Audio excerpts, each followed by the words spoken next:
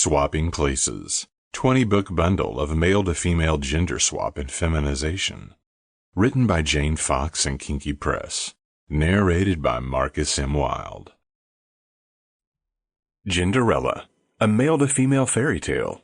Written by Jane Fox. Narrated by Marcus M. Wilde. Chapter 1. Zack and the Magic Shoes. Bree rolled her eyes and cackled. "Oh my God, Zack! When were you born? 1840? The other girls laughed too. Zack smiled and popped his buddy Jim on the shoulder. "See what I mean, dude?" He turned to Bree. "Come on, girl. You know there's not a man in the world that doesn't expect to be a little dominant over his woman. You can vote. You can work. I'm not saying we have to go back to the stay in the kitchen and make babies days. But there's a natural order to things. Nature wants us to be big, masculine dudes, and wants you to be little submissive dames." Jim, who towered over them, laughed. Zack could tell the girls cringed a little at him, but that was all right. More for Zack. "So tell me this," said Bree.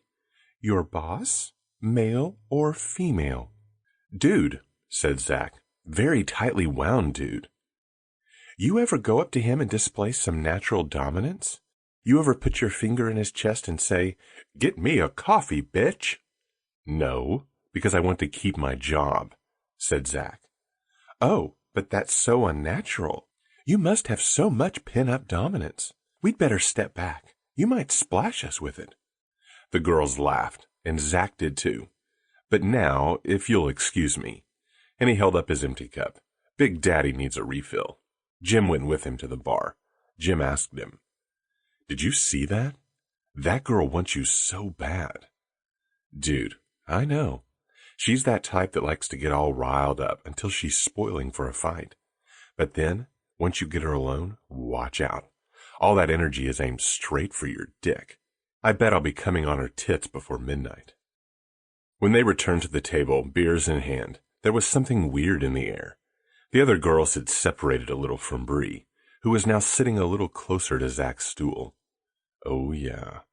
He didn't want to gloat in front of her or anything, but for the next half hour, they kept leaning toward one another to talk, and she laughed a little louder at his jokes, and totally ignored Jim and her friends.